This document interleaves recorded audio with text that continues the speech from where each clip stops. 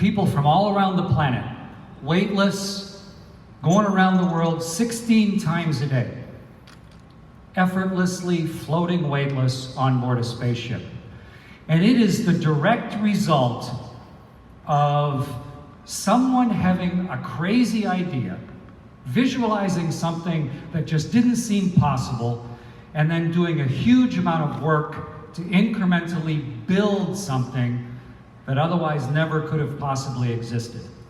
I think it's really appropriate that the new launch that happened this morning, and astronauts love launches, the new launch that happened this morning is named Apollo. Because if there was ever a program in history where someone visualized something impossible and laid out a challenge, threw down a gauntlet of a crazy idea for people to gather around to attempt to do something, it was the namesake of Apollo. And this little tiny vehicle right here, which the crew called Eagle, which of course is a great name for a little spaceship here, that was something that was right on the very edge of impossible. But just like this morning's launch, it's easy to have a big idea. It's even easy to have the technology that supports it. The real hard part comes down to the people. How do you take an idea and turn it into something that's actually going to happen?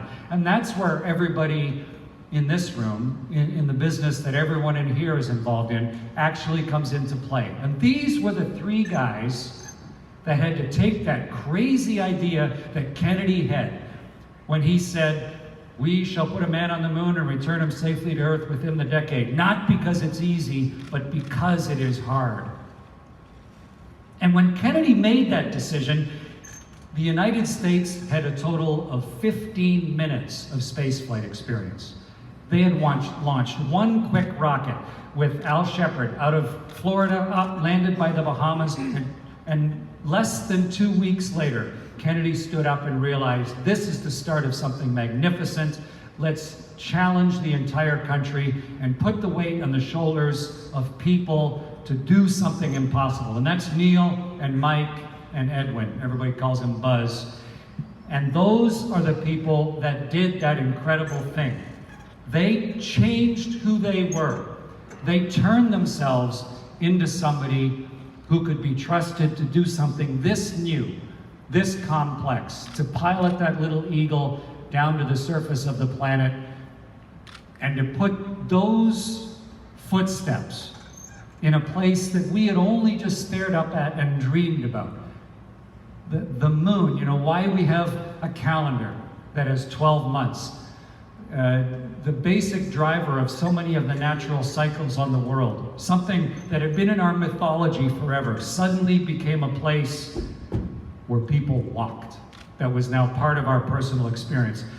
And it not only was technologically interesting and interesting for everybody in the business, but 1 billion people watched it live. And it changed their behavior.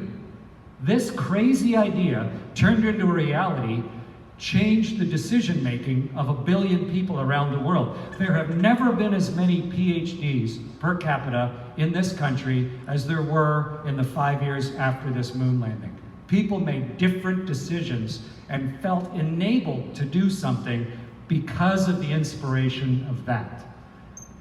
And I was one of those kids inspired by it. That's me in a very good-looking sweater in my class photo in 1969. And I was 9 years old, just about to turn 10.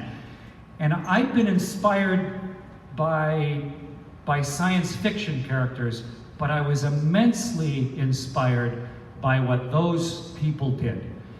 But what really inspired me was not the footprints or the hardware or the rockets. I mean, those were exciting.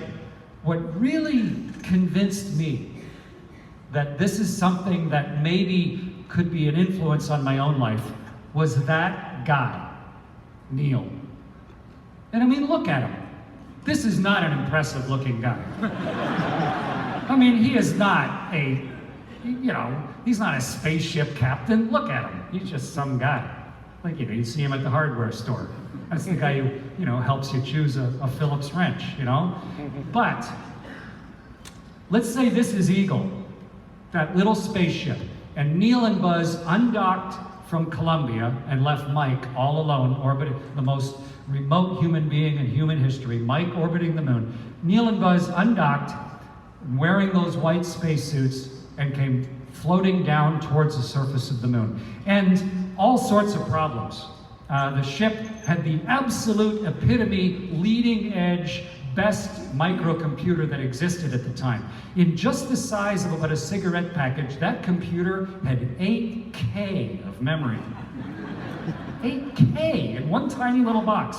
But that computer got overwhelmed by the amount of data coming in. And it kept running out of buffer and screaming at them. And they were talking back to mission control over in Houston, just around the Gulf Coast here. But there was a 28-year-old in the front row of mission control who had learned enough to say, yep, that's a computer problem, but we're okay. Continue flight, continue. And they continued down to the surface. When they got down to a certain height, they pitched the vehicle over so that Neil and Buzz could look out the window and see how the landing was progressing. And Eagle started getting closer and closer to the landing site, but when they got there, like most brand new adventures, they didn't have it quite right. They had a serious problem they weren't expecting. In fact, the whole landing area where they expected to touch down was covered in boulders because none of the sensors and photography had been good enough to actually say for sure that this was a good landing site. So what do? You're that guy. 1 billion people are watching.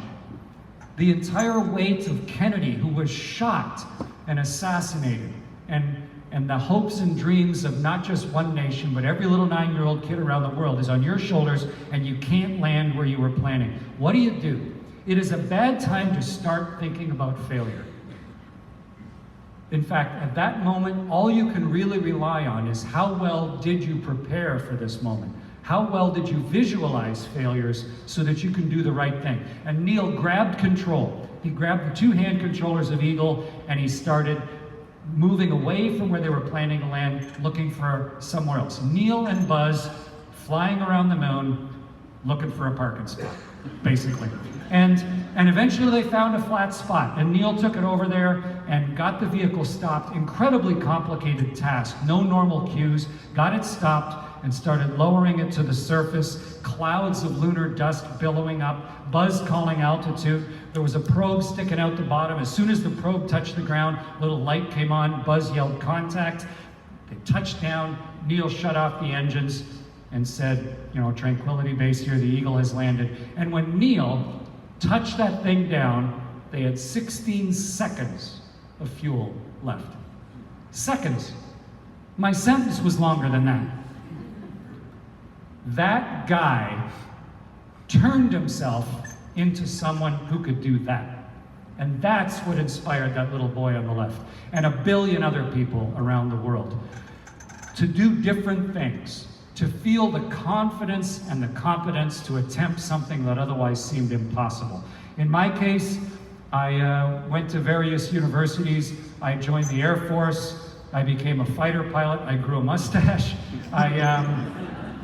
I became a test pilot, and amazingly enough, in a country that didn't used to have astronauts at all, the Canadian Space Agency was formed and stuck an ad in the papers that said, wanted astronauts, and right after architects and before, I don't know what, bakers, but anyway, right there in the want ads.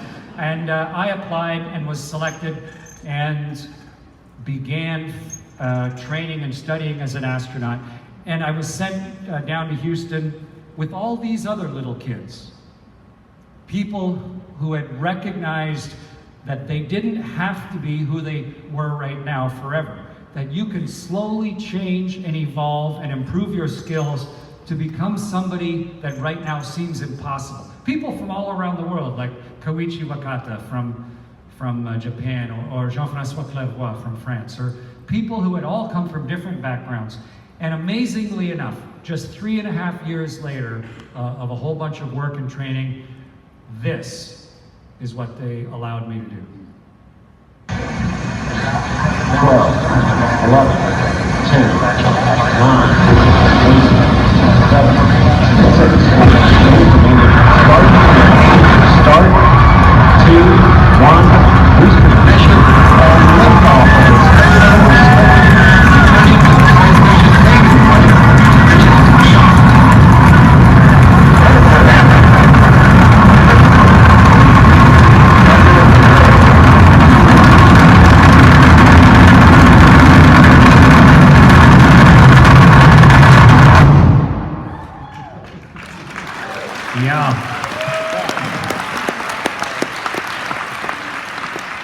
It's way louder than that.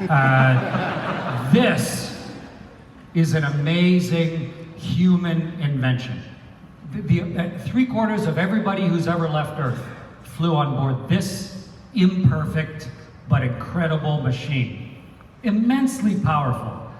It has, I just saw an ad for the brand new Mercedes. It's like the ultimate big engine Mercedes. It has 640 horsepower. Pretty impressive. This is 80 million horsepower. I mean, it's wild. The power, those big white solid rockets on the side, they're just this big, blunt, stupid, powerful force of a thing. They're built just down the coast here. They're put together, that big external tank and those huge solid rockets. And they couldn't be a more simple, ugly solution to the problem of how do you jam something off the surface of the world. Essentially, it's a tube of explosive, 180 feet long. Solid explosive, 13 feet across. And when you light those big, solid white rockets, you can't shut them off. And you can't jettison them, you can't slow them down, you can't throttle them. When those huge, solid rockets light, you are going somewhere. For sure. And they burn for 2 minutes. They haul you above the atmosphere. That's their job. They are just this marionette that yanks you above the atmosphere. And after 2 minutes, you're up 160,000 feet and 6.5 times the speed of sound, and they explode off and fall into the ocean. And then it's just that big gas tank that's built right here in Michoud that's full of hydrogen and oxygen. It goes from being wildly rough to dead smooth, but heavier and heavier and heavier as you're getting rammed faster and faster, squished in your seat. You can barely breathe until we're accelerating so hard it would rip the shuttle in half. And we grab the throttles and bring them back to idle so that the vehicle stays together. Until finally, after 8 minutes and 42 seconds, you're perfectly at the right height and speed, going exactly the right direction, and the engine shut off, and you're weightless. Boy, if you get the chance, it is a great ride, I tell you. I really highly recommend it. But, and that's me in my first simulator there.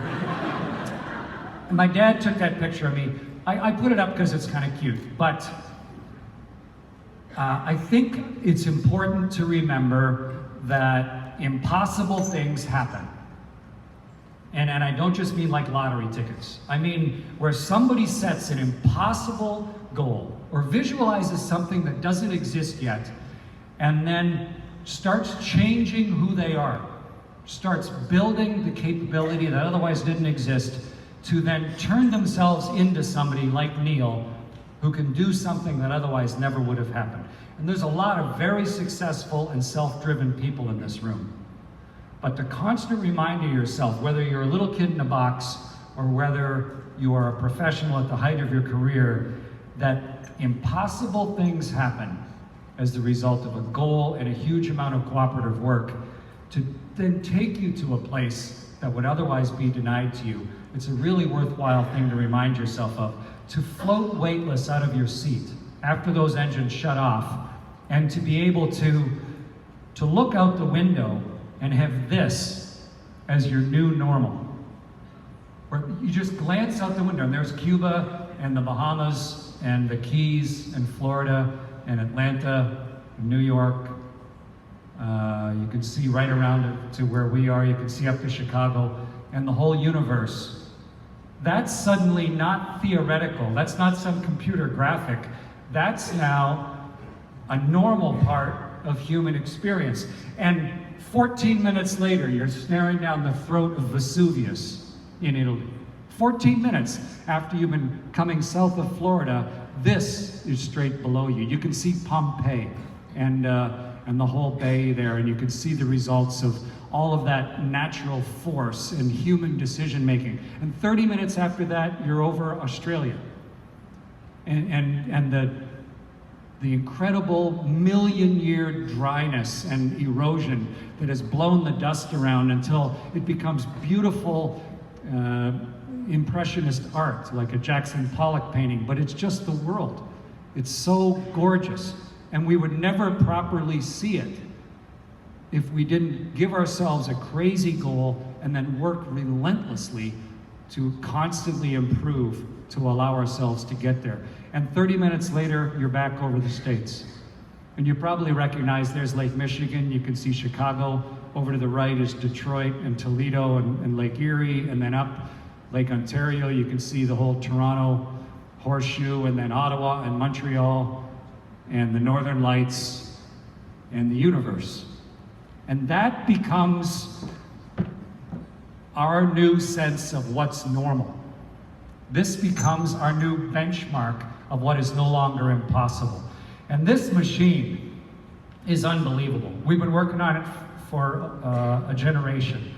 It is the International Space Station. The first piece was launched in 98. People have been living there since the fall of 2000. So if your kids are 17 years of age or younger, they've never been alive when human beings weren't living off of the world.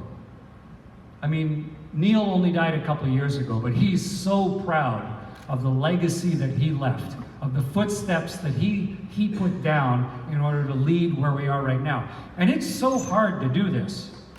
These are countries, the 15 countries that built this thing do not regularly get along. It's Russia and Japan and the United States and Germany and Europe and Canada, countries that have all been at war in the lifetime of my parents. But if you give people a goal that is beyond the normal noise of life, if you raise the bar high enough, there will always be people who change who they are to try and get over it. And it's a necessary part of doing the important new things that are going on in life. But it's also just fun to be weightless on board a ship. I mean, if I spill my water here, it's just kind of boring. It's probably not even encouraged, I guess, but you know. But if you spill your water on a spaceship, that's what it does. You know, it floats around like this living, pulsing jellyfish. So we spill our water all the time up there because it's just so cool and so different. You can pull your knees up to your chest and just do 1,000 somersaults. And you do, you know, you would. Why wouldn't you? It's so much fun. You can push off with your toes and just fly. It is, you are effortlessly weightless. You have a superpower, you know? You are Superwoman, all of a sudden. And of course, that means it's an amazing place to study stuff that we can't study on the Earth. We run about 200 experiments all the time up there. We're learning about flame and fluid physics, and also looking at the universe itself and trying to understand dark matter and dark energy and looking at the world. But it's also just a hilarious place to be, you know? It is an amazing new human spot, but it's complex and demanding. The ship doesn't fly itself, and things break all the time. These are the folks that I spent 6 months up in orbit with, people that I trained for 4 years prior to launch with to try and get our skills right, to practice.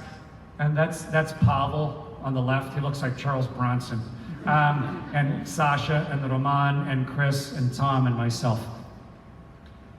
And the way that we get ready for spaceflight is not by visualizing, you know, success. The only way we can ever succeed, as the 6 people are doing there right now, is by visualizing failure. What astronauts do for a living is visualize failure. That's what we do.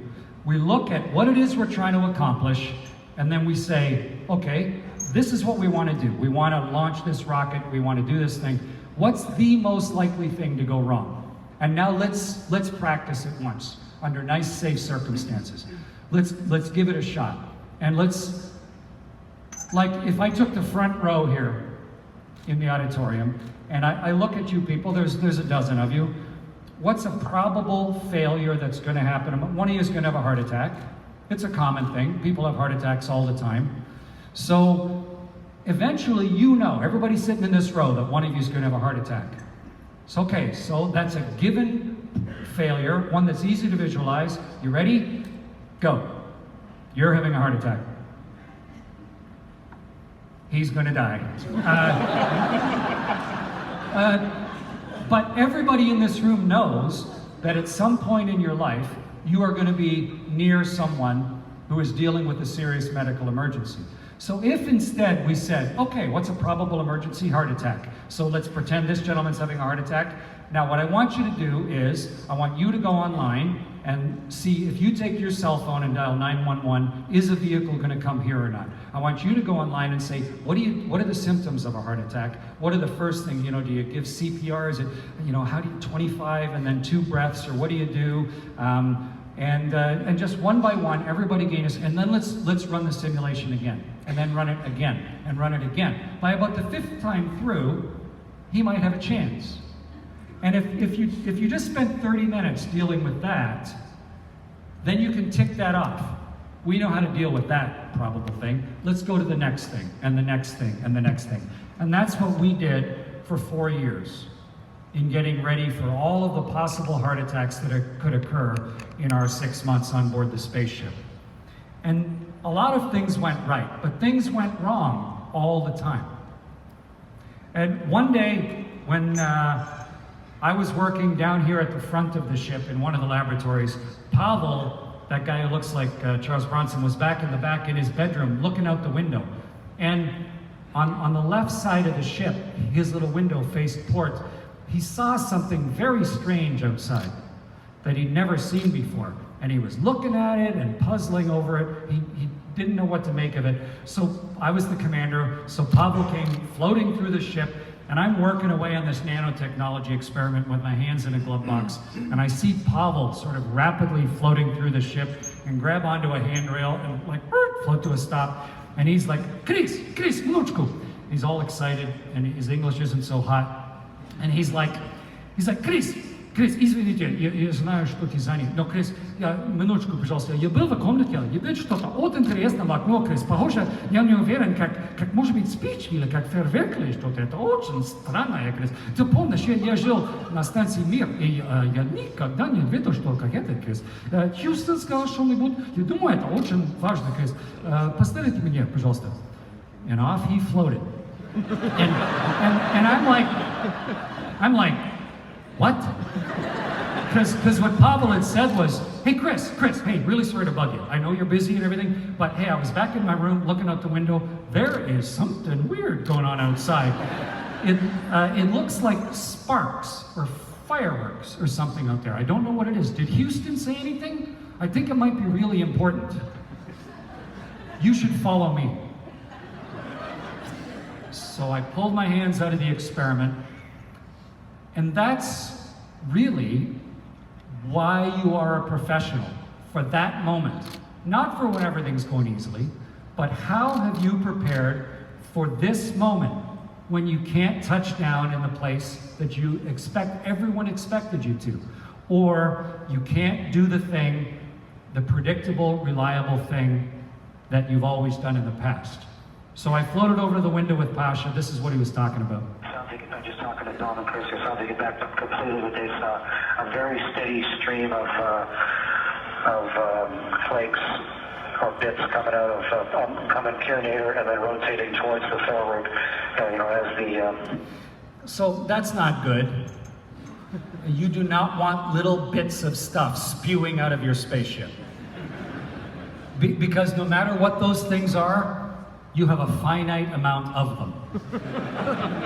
And when they run out, you're going to miss them, no matter what they were. So like for every single one of you, when you are faced with the next set of unforeseen circumstances, the real question is, what do you do now? What do you do next? And your life is not about your grandiose goals. It's not about the things you said. It's not, it's not about joining and getting a gym membership. It's about whether you continue to lift the weight or not. That's what is going to determine the shape of your body and the shape of your life. And your life is obviously just the sum total of all the small things that you decided to do next. So how do you make the right decision? We had trained for most of our adult lives to try and be ready for something unforeseen.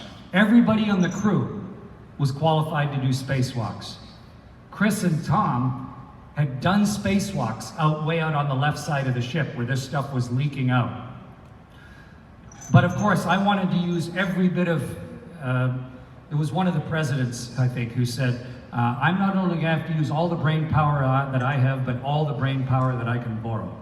And so I called down to Houston, a lot of brain power just over there in Houston. I called down to Mission Control, but Mission Control, they're not on the spaceship with me. They work really hard and they're very smart, but they're essentially just a help desk, And so I called down to Houston. I said, Houston, we have a problem. What else can you say on the radio, right? And Houston said, stand by. What else can they do?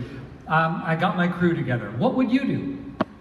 I got my crew together. We all looked at the problem. We got the big camera lenses. We did everything we could to try and understand what was happening. I knew we were going to have to do an emergency spacewalk because leaks never get better. And so we started talking to Chris and Tom because they'd worked out there before. Houston called back 4 hours later after looking at all the data and said, it's the main coolant of the whole ship. It's your liquid ammonia. It's leaking at a heck of a rate. Stand by. So we went to bed, and the next morning when I woke up, there was a note from Houston saying, hey, we've never done this before, but we need you to do a spacewalk tomorrow on 1 day's notice. We don't have any procedures yet, but if we don't get this spacewalk done tomorrow, the leak is so bad that we won't be able to thermally regulate the batteries. We won't be able to generate electricity. We won't be able to cool the whole spaceship. We're gonna have to abandon the world's spaceship if we can't get this thing fixed tomorrow. So that would be a bad moment to start visualizing failure. Just like in everybody's lives here, when the whole thing comes to a point, if you have not spent all of the quiet time thinking about the heart attack, if you've just been crossing your fingers, then you are not ready. No astronaut launches for space with their fingers crossed. That's not how we get ready for things. We visualize failure. And so we spent a wildly busy day reconfiguring the ship, working with Houston, developing the spacewalk plan, and the next morning, Pavel and I, and Pavel and I hadn't prepared to do this, but because I'd been studying Russian and Pavel was a good engineer, we got Chris and Tom dressed. It's a really complex life or death procedure, about 500 steps long. Put them in the airlock, close the hatch, and push them out into the void. And it's an amazing place to work.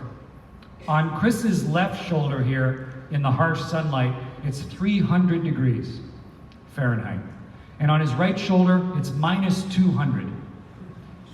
It's like Fargo or somewhere. I mean, it's wicked. And the suit is pressurized to about the same pressure as an indoor volleyball. So it resists every single movement. It's wicked on your body. It beats you up. When Tom came in, he had nerve damage in both hands.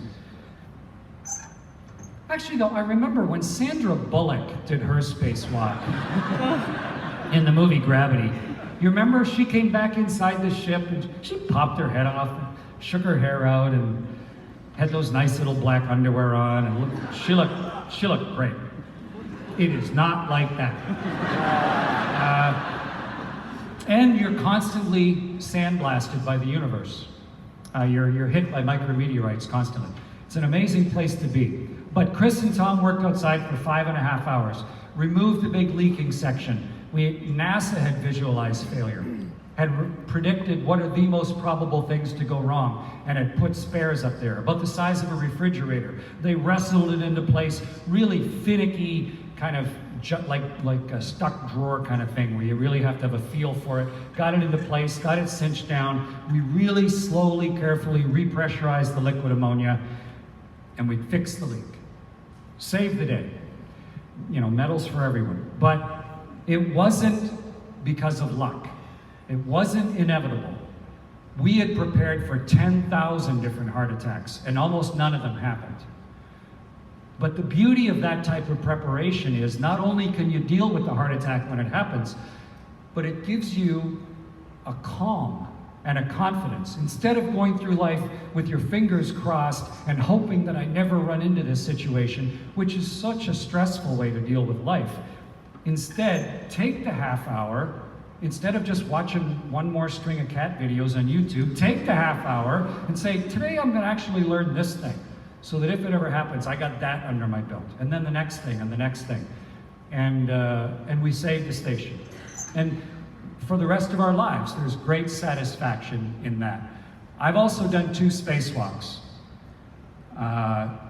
It's the most magnificent experience of my life, to be outside a spaceship, holding on, weightless, surrounded by the eternity and endless deep blackness of the universe, with the world just turning silently in the distance. You don't feel like you're on the world. It's like if you look up at the moon, you don't feel like you're on the moon. The moon is just a separate planet from you. That's what the world feels like. Where you can take this selfie, you know?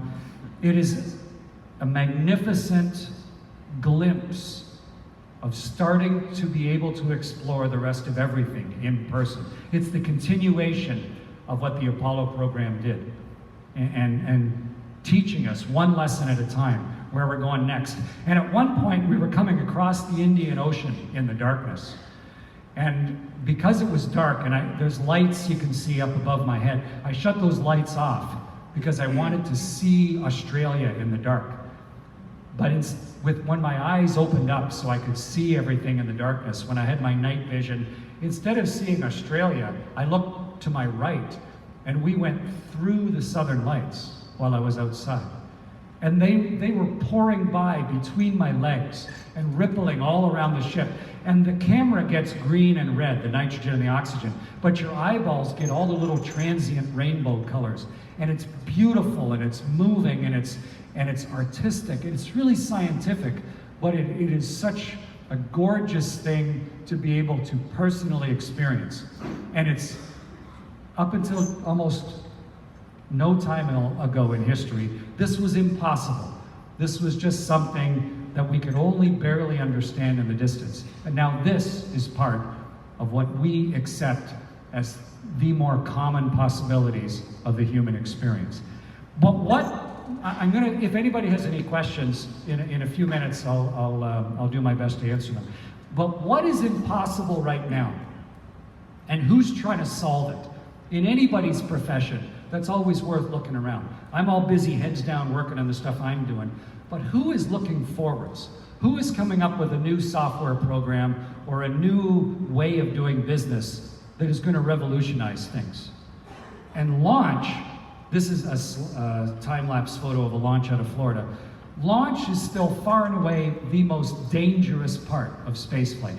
If you go to space for 6 months, if you're off the planet for half a year, 50% of all your risk of everything that might go wrong is in the first 9 minutes. This is still crazy dangerous. So who is working on that?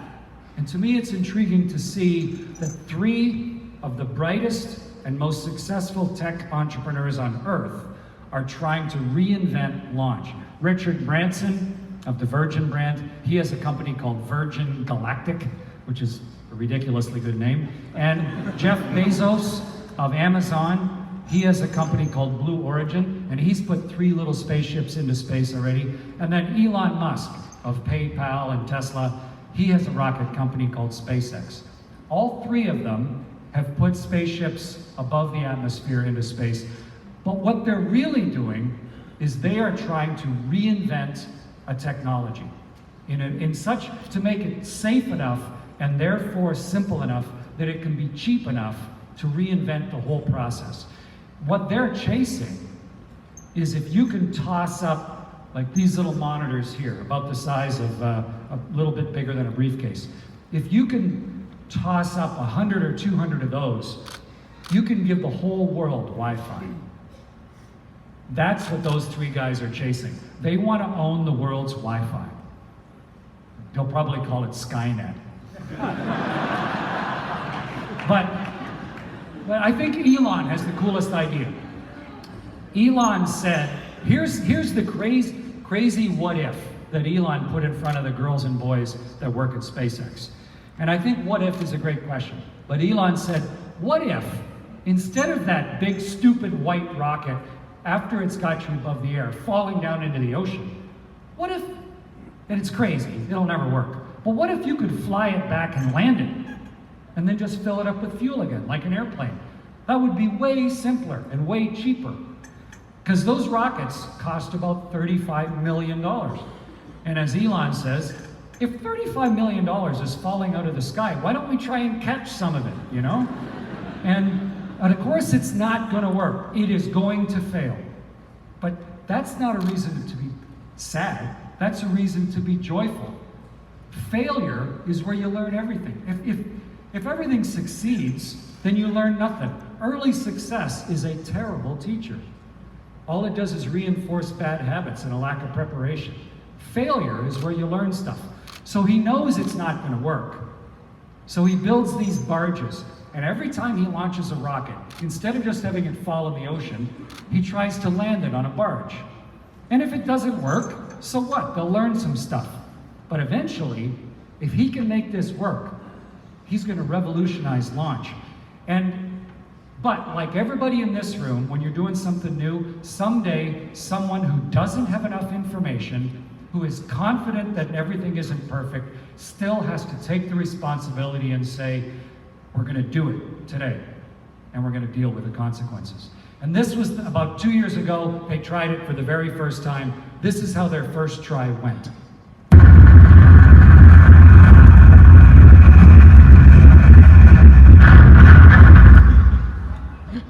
So pretty good. No, I mean, come on, cut them some slack. They made it back to the barge. That's hard, you know? But, man, did they have the opportunity to learn some stuff. And they hadn't hurt anybody. And that rocket was garbage already anyway. It was just going to fall in the ocean. So, perfect. A wonderful failure. Because eventually we want to put people on these rockets. A year and a half from now, people are going to be riding SpaceX rockets. And we want these things to work then. So they learned a whole bunch. They modified it. They had a few more failures. But a year and a half ago, just off the coast of Florida, on a day when the wind was blowing 50 knots, this is what the boys and girls at SpaceX did. That rocket was in space 6 minutes ago. And they brought it back and landed it on, you can see the pitch, or the pitch and the roll of the ship there in the turbulent ocean.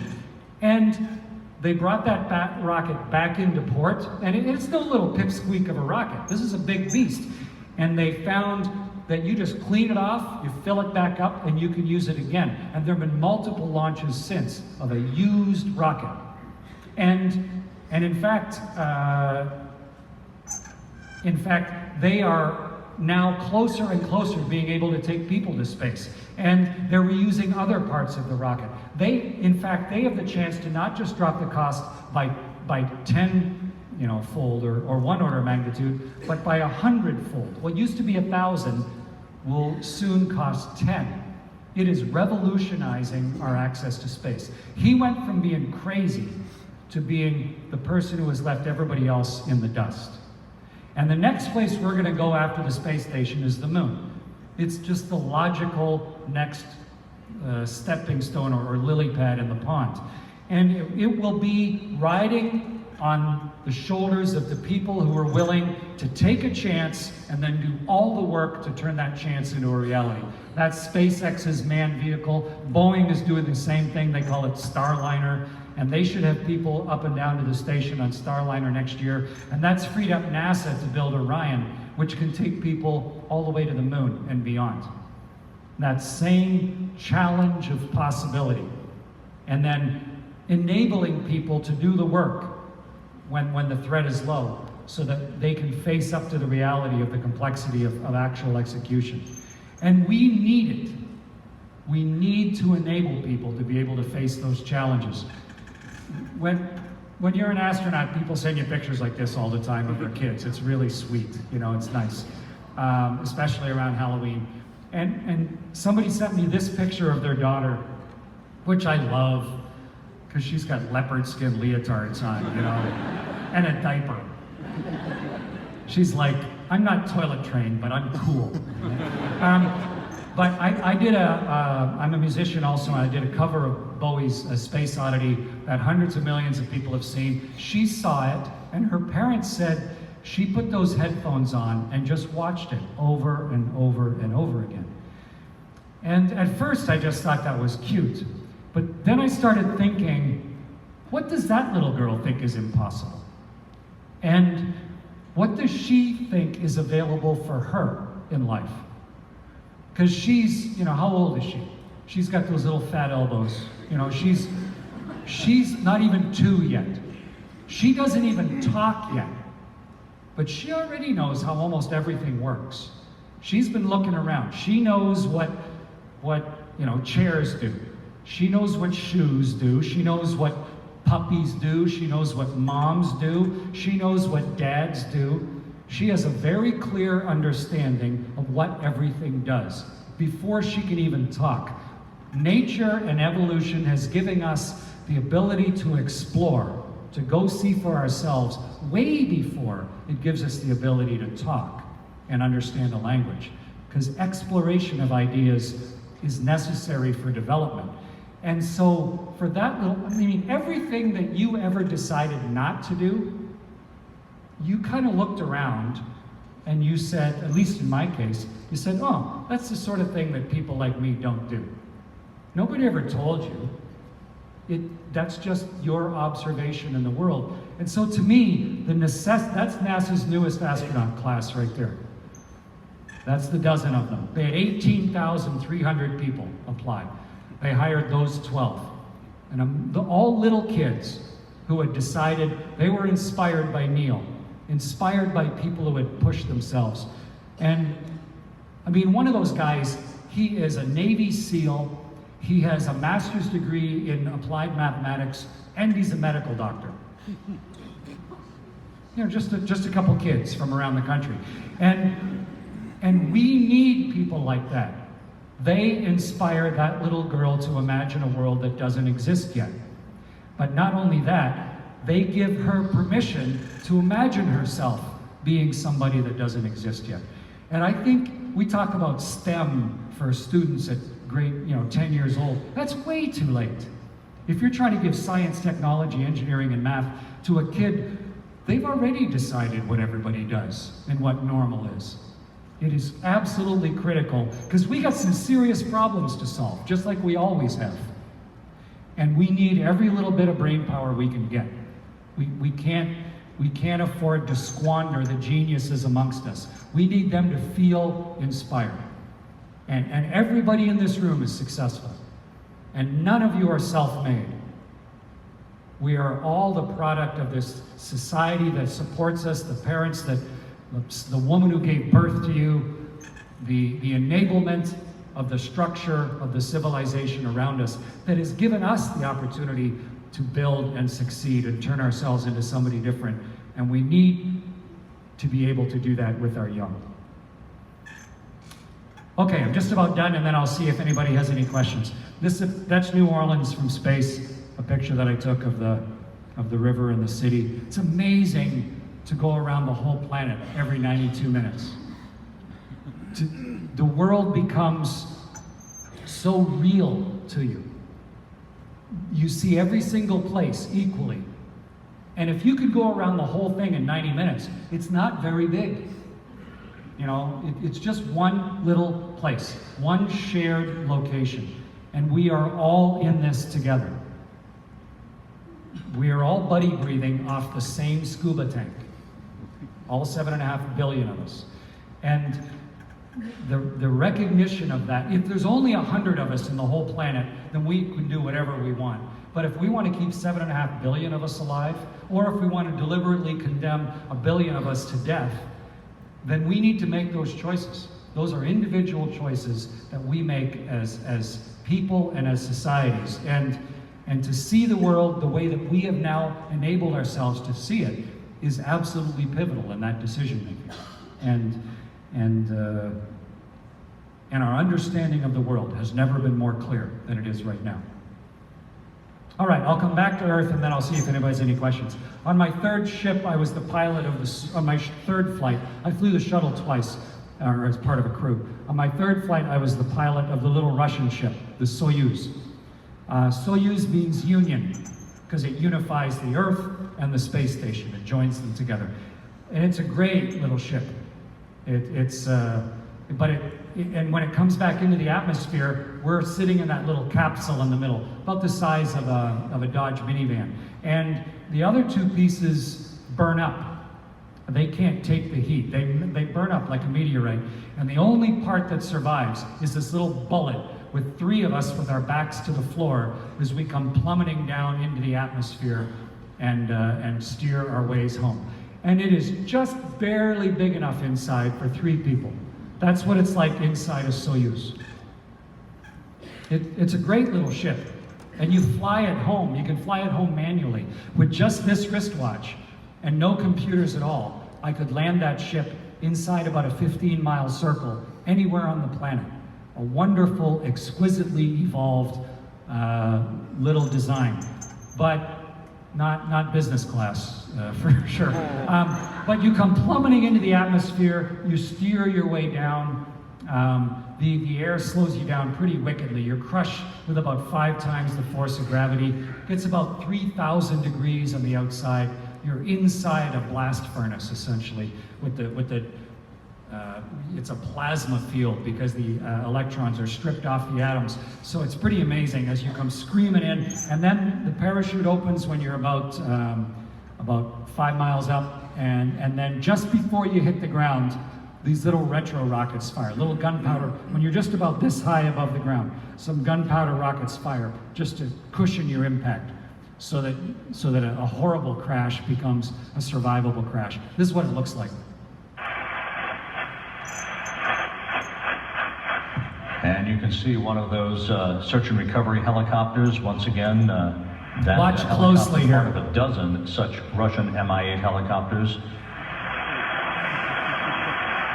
Touchdown, 3:14. I love that announcer to death. His name's Rob Navius, but touchdown? Really, Rob? Touchdown? I mean, you crash into the world. And we're landing out on the prairies.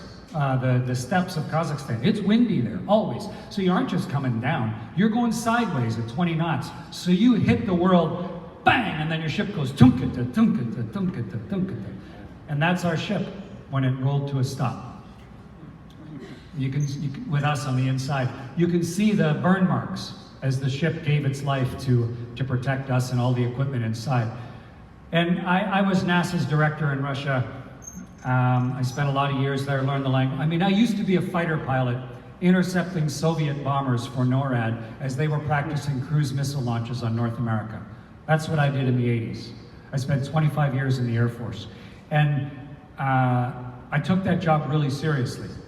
But it gave me a misimpression of the people of Russia.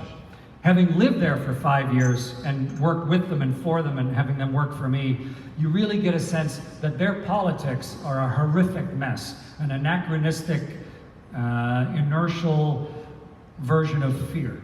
Because Russia has no natural borders, and so they've been invaded countless times with horrific consequence. And that's what drives the fundamental fear that forms their entire idea of a political system. But the people are great. The people have a sense of soul and history and culture that we lack completely in North America. It shapes their decision making. But they're northern people too. They're like Canadians, you know, they're practical. And because winter's coming, so got to get ready. So they're wonderful people to welcome you back to Earth. And they just roll your ship right side up, open the hatch. They're like, "Ah, привет, Malchik," and they drag you out, and they brought along these El Cheapo deck chairs, and they plunk you down in a deck chair. And they give you a cup of tea. And you feel awful. I mean, you're so nauseous, you can't balance. If you stand up, you faint. Your skeleton is eroded, you have osteoporosis, and you just want to throw up and go lie down somewhere. But you're Neil Armstrong. You are Buck Rogers. So you stick your thumb up and you say, "I feel great." And you hope somebody takes that picture right away so you can show it to people. And then you go throw up. But that's how we succeed. We give ourselves an unbelievably crazy goal. And then we absolutely, tirelessly, relentlessly work on changing who we are to be able to face up to the inevitability of all the things that are going to go wrong. And we are never properly ready. So we're constantly dissatisfied with our level of expertise at everything. The moment you're confident in your level of expertise, you are smugly setting yourself up for disaster. And meanwhile, we're achieving unbelievable things, and we're weaving those into the fabric of what we all consider normal, and hopefully in that process, providing a set of circumstances and an environment that'll inspire our kids to do things that we couldn't even dream of. All right, if we can bring up the house lights, please, in the back. If anybody has a question, please just stick your hand up. No microphones or anything, and I will do my very best to answer. Yes, sir. So we have the space station for quite a while up there. Why haven't we used that as a launch pad to get out of low Earth orbit? So the question is, we've had the space station up there for quite a while now. In fact, first piece since '98 and people since 2000. Why don't we use it as a launch pad to go somewhere else? Well, to some degree we have. We use it as a launch pad for little satellites to go around the world. We put telescopes on the space station. We've had X-ray telescopes and optical telescopes to see the rest of the universe. We have the alpha magnetic spectrometer on the top of the station that is collecting the subatomic particles of the universe to try and teach us what dark matter and dark energy are. So we use it as this big research station, but it is not a launch pad. It's an orbiting research vessel. If we want to go further, because our launch technology is still so primitive, you can't have an all singing, all dancing answer. You kind of need to build it all as a compromise system to get where you want to go. But we've learned so much on station that it makes space flight safer for all the vehicles we're going to build. For those new astronauts, when they start living on the moon, and we start building the vehicles that can take us even further, it'll be piggybacked on what we've learned from the space station, both for design, radiation protection, what type of people do you need, how do you keep them physically and psychologically healthy, we recycle 92% of the water on the station. We need to do better. We're starting to grow plants on the station. We need to figure out how to make a sustainable environment to really, truly go to Mars. So the station even may not be literally a launch pad, it's figuratively a launch pad for the rest of the universe. Yes, sir. In an interview, you said that there are no jerks in space.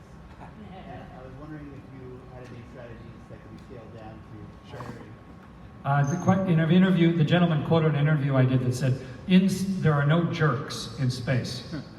And is there any way to relate that to hiring and dealing with the people that in the workplace you have to deal with? When we first started hiring astronauts, back in the late 50s, we didn't know what to do. They were considering hiring circus performers because they thought it's going to be such a weird physiological environment that maybe an acrobat would be the best person to fly in space. And there was the acrobat camp. But fortunately, cooler heads prevailed, and we realized mostly it's a technical job. So we need to hire really technically competent people. And so we hired mostly test pilots. And the beauty of hiring a test pilot is if you're trying to hire a successful test pilot, those are the ones who are alive. So long as you don't hire a dead test pilot, then you've probably chosen somebody that's got the technical skills. But we didn't pay much attention to interpersonal skills. Didn't much matter. If you need to operate the most complicated and dangerous machine ever built, then we don't really care if you're a jerk. We need you to be the best machine operator ever. And for the first generation or two, including most of the early shuttle flights, that was the prevailing hiring thought process.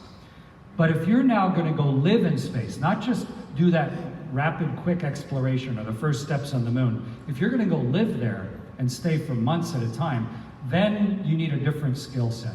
You still need people who can operate a complex ship, but not everybody. You need scientists, you need researchers, but you also need people who can work with other people, who can learn to put other people's needs ahead of their own, and the need of the mission ahead of everything. And so we try and hire people who have a proven track record of that type of behavior. But then, just when you get, the day the space agency calls you and says, hey, would you like to be an astronaut? And you of course say yes. That's no guarantee of anything. Then you're going to start basic astronaut training, which lasts 2 years. And after the end of basic astronaut training, we wash people out because we find out they do not have what it takes. They're not the right type of person. And it's not always technical. And then you're eligible for advanced training. And once you've done several years of advanced training, then you're eligible for crew assignment. And then we assign you to a crew, and you train for years together as a crew all around the world. And every single step along the way, you're evaluated to see if you are the right type of person to be trusted to do this job. And if you're not, then the backup crew will go. Or you'll get pulled and someone else will get put in your place. And that happens also. So I think part of it is, what are you hiring the people for? And have you truly set the criteria? Do you just want a bloodthirsty set of technical skills and damn all the other consequences? Or what proportion of other, maybe less easily definable skills do you need? Have as rigorous and realistic a selection process as you can. I help with 2 NASA selections. I help with the last 2 Canadian selections. I'm hosting a 6-part series on BBC right now where we did a full astronaut selection so people could see what the process is like. And it should be on BBC Worldwide later this year. And the process by which you relentlessly seek out the skill set that you actually need is important. I also counsel you to hire lucky people, because people are probably lucky for a reason. So if someone hasn't been lucky, maybe there's a reason for that too. And it may be a subtle indicator of the type of skill set you need. And then, as long as you can prolong it in the hiring process, put that person in as realistic a work environment as you possibly can and see how they behave and how everybody around them who's already working there reacts, if you can possibly do it. During the astronaut selection process, we say to them, hey, come to the office and meet the other astronauts. We don't care that they meet the other astronauts, but we sure want to see how they behave when they're in the astronaut office and how they interact. And then we ask the lady who's at the guard shack at the front of the Johnson Space Center, and we ask the lady who sits at the desk at the medical testing facility, and we say, so, did anybody really distinguish themselves out of this group? Did anybody come up and treat you like a jerk? Did anybody come up and dismiss you because they didn't think you mattered in the process?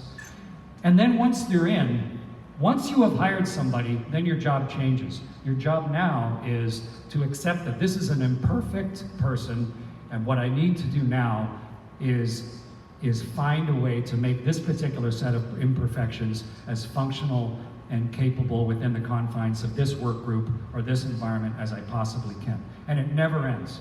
And as the commander of the spaceship, I used everything I'd learned since a kid. And boy, you can learn a lot from bad leaders.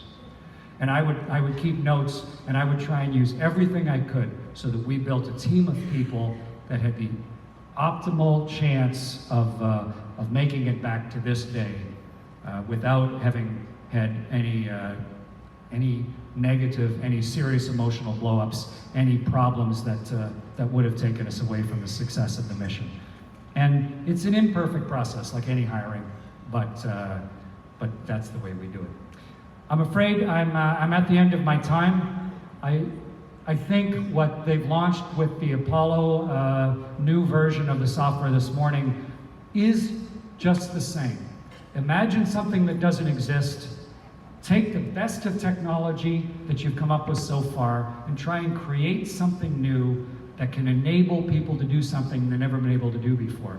And with it, hopefully, both improve the generic quality of life of as many folks involved as possible and provide an opportunity for the advancement of the generations that are coming next. To me, that's the very essence of why we're all doing this. Thanks very much.